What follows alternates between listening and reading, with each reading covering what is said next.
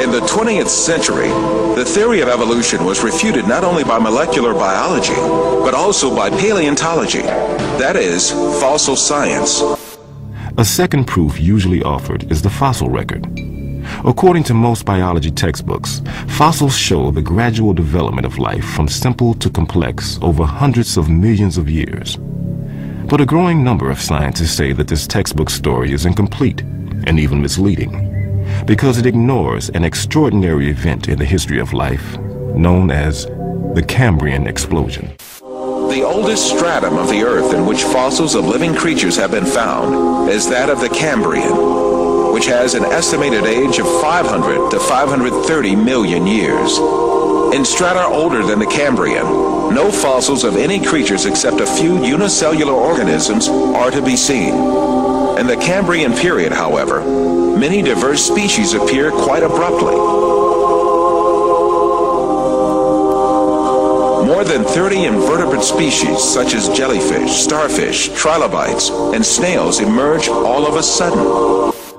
In Darwin's theory, if you think of the branching tree, Darwin's branching tree, the common ancestor down here and the different modern forms of animals up here, you would have one form to begin with, and then it would gradually diverge into slightly different forms and more different until you get the major differences that we see now.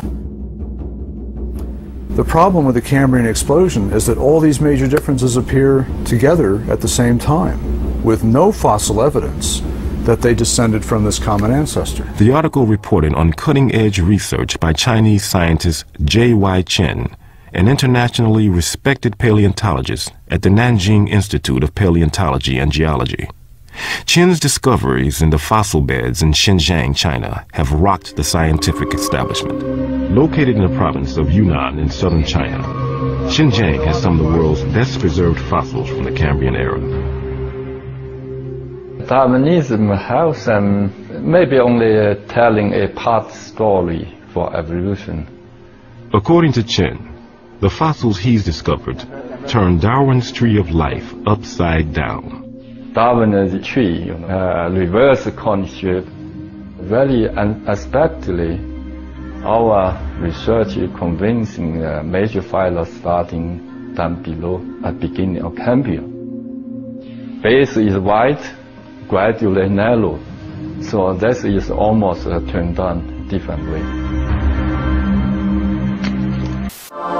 This situation refutes the theory of evolution for sure, because Darwin wrote in The Origin of Species,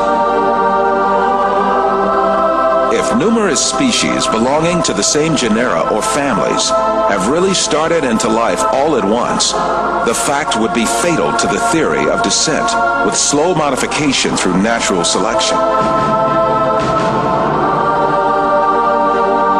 This fatal stroke that frightened Darwin comes from the Cambrian period, right at the outset of the fossil record. No fossil remains supporting evolution have ever been unearthed in excavations conducted in every corner of the world. Professor Roberto Fondi is a specialist in paleontology. He teaches at the Department of Earth Sciences in the University of Siena in Italy. You may be surprised to know that the fundamental assumptions upon which evolutionary thinking is based are not at all confirmed by paleontology. All the biological groups, from bacteria and blue-green algae to man, appear abruptly in the fossil record without any links connecting them with each other. Why is it then that so many people believe the fossils prove evolution? Evolution is presented to grown-ups and taught to the very young as a fact that has been verified and demonstrated for so long that it is a waste of time and even ridiculous to question it.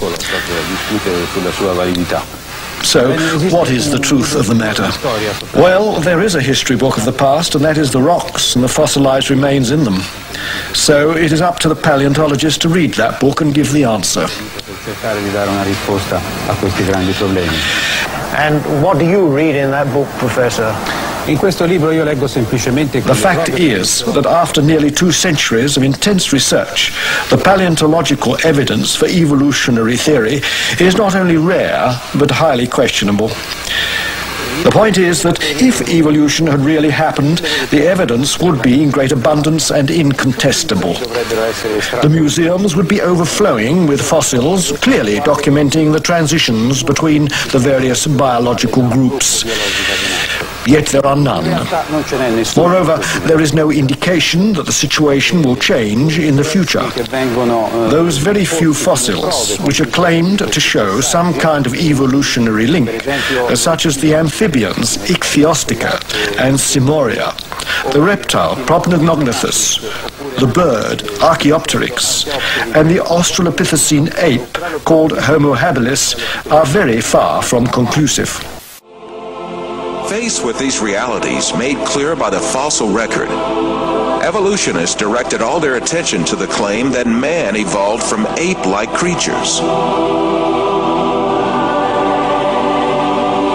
6,500 different ape species have lived so far, and the majority of them are extinct. The skulls of these extinct apes, both big and small, constituted a great resource for evolutionists on which to exercise their imaginations freely.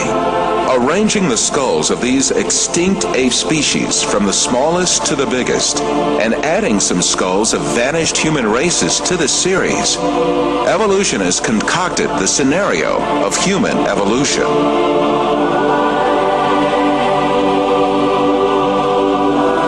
The most important role of this scenario is given to the extinct ape species called Australopithecus. The first Australopithecus fossil was found in 1924 by a paleontologist named Raymond Dart. Since then, evolutionists argue that this ape species, the name of which means southern ape, is a man-like creature. However, when Australopithecus and chimpanzee skeletons are compared, it is seen that there is no important difference between the two. In the face of this fact, evolutionists hypothesized that Australopithecus walked upright on its 2 feet, differently from other apes. However, 2 world-renowned anatomists, Lord Solly Zuckerman and Professor Charles Oxnard, refuted this allegation. Simply put, Australopithecus, advanced as the ancestor of man by evolutionists, is merely an extinct ape species.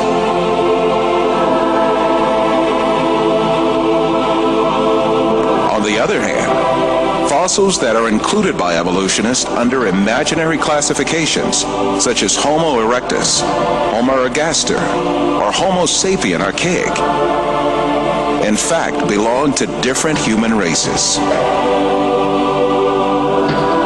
When these fossils are inspected, it is seen that their skeletons are essentially the same as those of people living today. The only dissimilarities are a few structural differences in their skulls.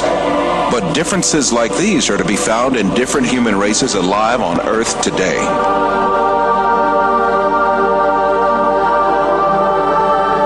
The famous evolutionist paleontologist Richard Leakey admits that the difference between the skulls classified as Homo erectus and those of modern men is only racial. These differences are probably no more pronounced than we see today between the separate geographical races of modern humans.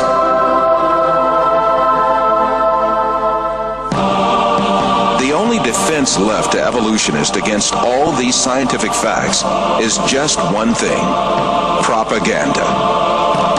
The baseless scenario of the human evolution is imposed on the public by means of imaginary drawings that appear in evolutionist publications. In these drawings, creatures with hairy bodies and simian features are decked out with overtones of human-like motifs. The given impression is that these half-man, half-ape transitional forms did live once. From time to time, drawings that present snapshots snapshots from the social life of these creatures are made. These misleading drawings are introduced in a particular sequence to engrave the scenario of the human evolution on the subconscious of society. Even in the most famous scientific publications, there frequently appear such window dressings called reconstructions and imaginary family tree drawings made by their inspiration.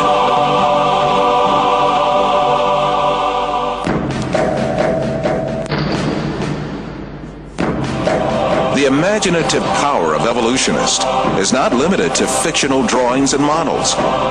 They go even further and shoot movies in which imaginary half-man, half-ape creatures act. However, all of these are pure deception. The only evidence at hand is generally nothing more than a few skull fragments or a tibia. The hair, skin, nose, ears, lips, or other facial features of a living being cannot be determined from its bone remains.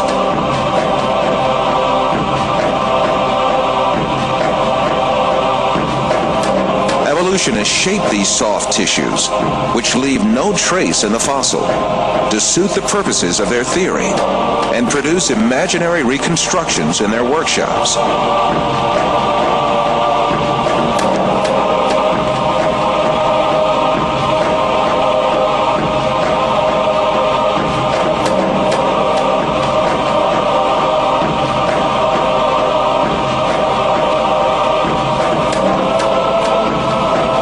Ernest Houghton from Harvard University states that these drawings have no scientific value. You can, with equal facility, model on a Neanderthaloid skull the features of a chimpanzee or the lineaments of a philosopher. These alleged restorations of ancient types of man have very little, if any, scientific value and are likely only to mislead the public. Evolutionists go so far in this subject that they can even invent very different faces for the same skull.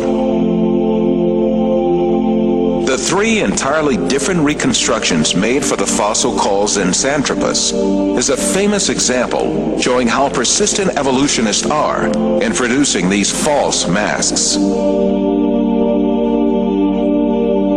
Evolutionists engage not only in drawing and modeling tricks, sometimes they commit deliberate forgeries. The most famous of these frauds is the Piltdown fossil, introduced in England in 1912 by an evolutionist named Charles Dawson. This fossil was presented as the most important transitional form between ape and man and was displayed in museums for more than 30 years. Experts who re-examined the fossil in 1949 discovered that it was a forgery that had been produced by attaching an orangutan's jaw to a human skull.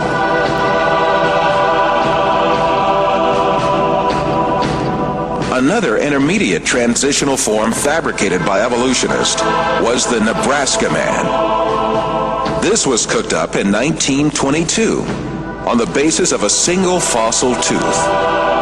The evolutionists did not neglect to give it an ostentatious Latin name, Asparapithecus harold-cooki, or to make imaginary drawings related to it. It was soon revealed that the tooth that had been the source of inspiration for Nebraska Man, in fact, belonged to a wild pig. Many other fossil skulls have been presented as great evidence for evolution failed one by one. Neanderthal man was advanced as evidence in 1856, dismissed in 1960. Piltdown man was advanced as evidence in 1912, dismissed in 1953. Zinjanthropus was advanced as evidence in 1959, dismissed in 1960. Ramapithecus was advanced as evidence in 1964, dismissed in 1979.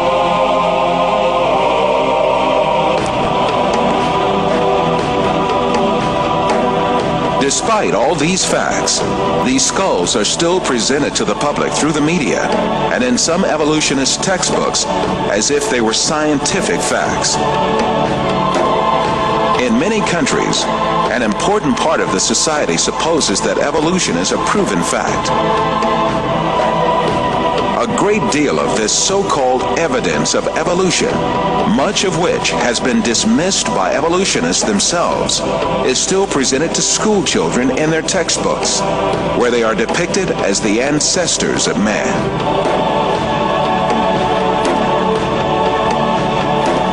In fact,